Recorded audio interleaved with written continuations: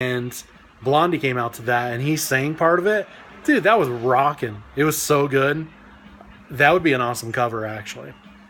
Al was in great voice.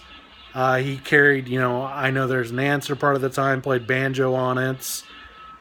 I will point out Casey during Let's Go Away for a while got on guitar on Probin Gregory's guitar to play part of the guitar solo towards the end of Let's Go Away for a while. They did the backing vocals for Don't Talk like they did for the Pet Sounds Live album. It was the alternative backing vocals, or unused, that they didn't use for Don't Talk on the original. Everything sounded great. It was a lot of fun. And they did Good Vibrations, and of course more encore with Barbara Ann. Fun, and Surfing USA. I will say the beginning of the show, I was nervous before the show, knowing that might be the last time I see Brian. It was just like kind of heartbroken that, it's not that I know him personally, but I feel like I do know him, but I don't. I know him the way everybody else does, to know him the way fans do.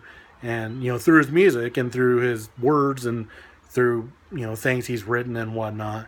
And I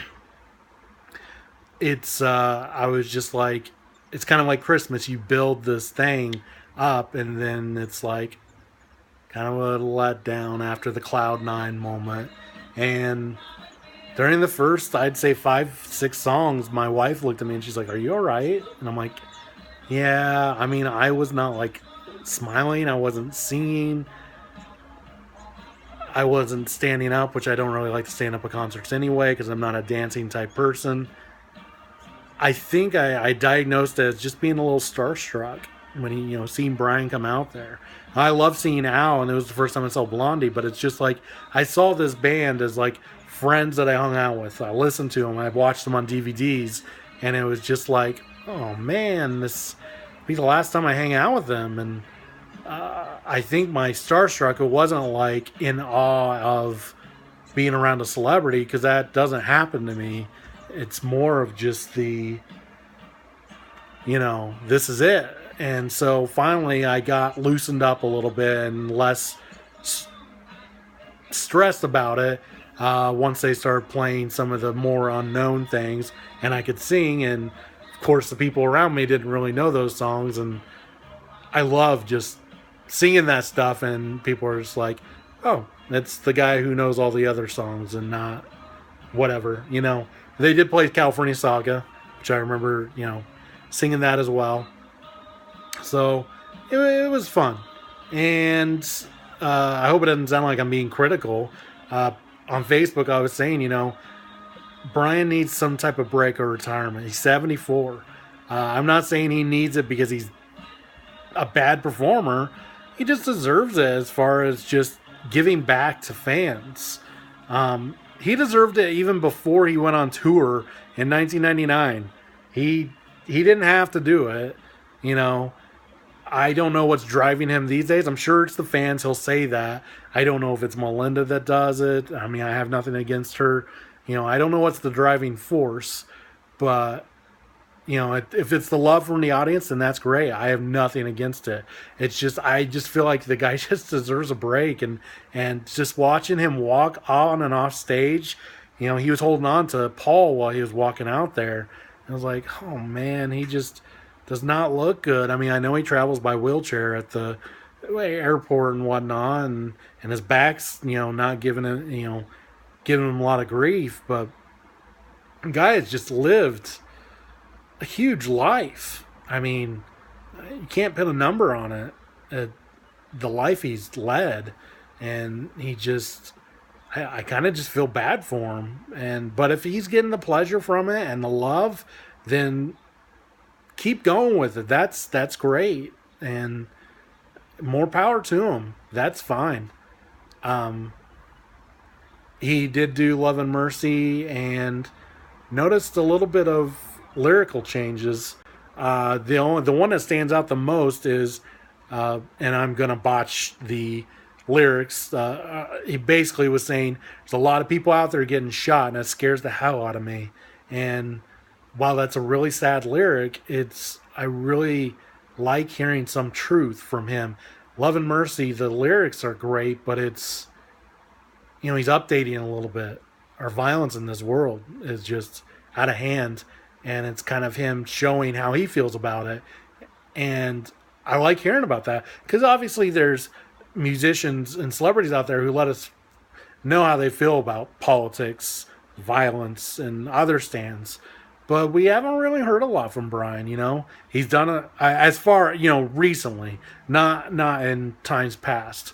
But I appreciate that. And there's a couple other things he changes. I can't remember him, but I'm sure you'll hear it if you go see him. If you do get a chance to see him, do it.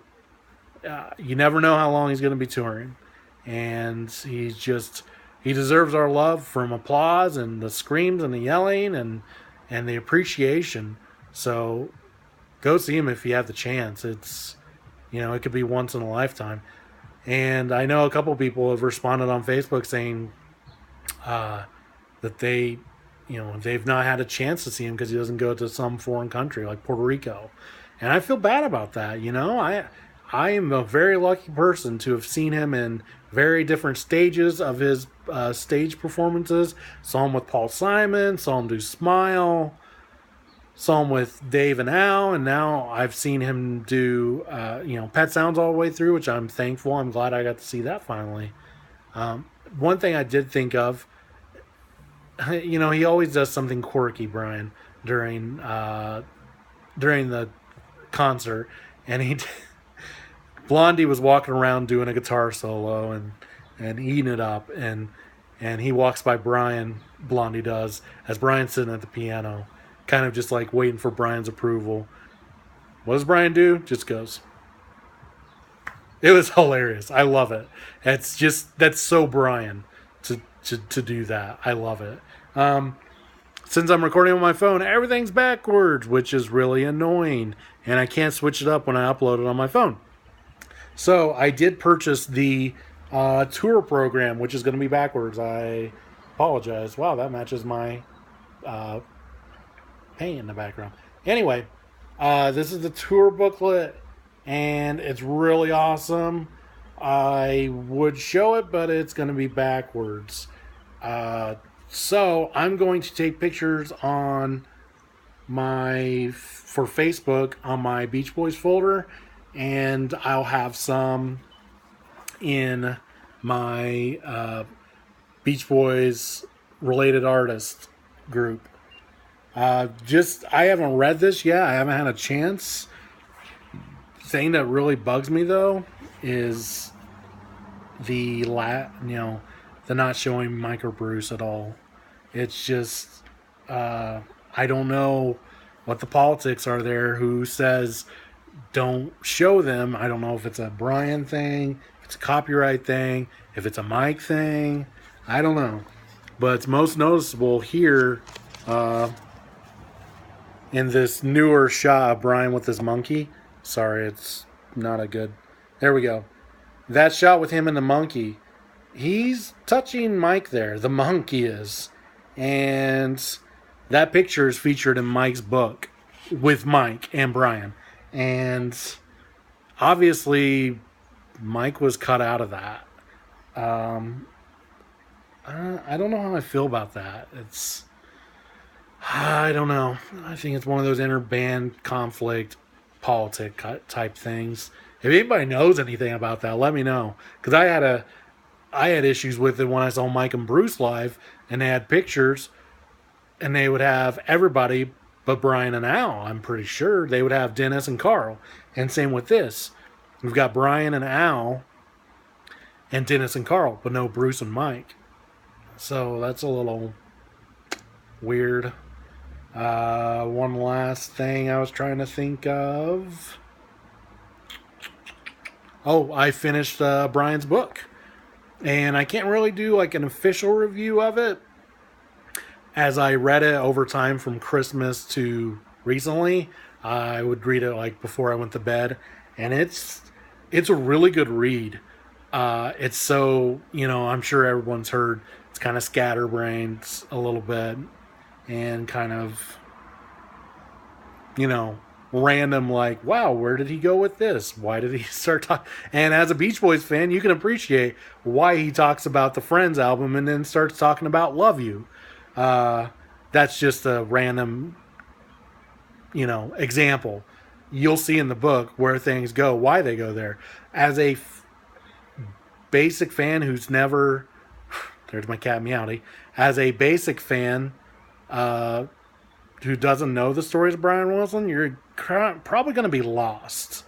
So as a fan that I am, I think everyone would appreciate it. If you're watching this video, you're going to appreciate it. Chances are you're not a small time fan if you're watching this. And I just started Mike's, just got past chapter 1, which is kind of a history of his family heading up to the teenage years, and it looks like it's going to be a really good read. A lot different chronologically. And as someone said on the internet, maybe on Facebook or something, it's very, looking at this, it's a very political analogy. You have Mike's story, you have Brian's story. Two of the same stories told from totally different point of views. It's very much like the left and right wing of politics. So looking at it that way, it makes so much sense. Analogies help me out in life. So anyway, great talking to y'all. I'm glad I could finally film a video. I haven't really had anything new to share with. If you're not on the Facebook group, the Beach Boys Related Artist, join us. We've always posting something.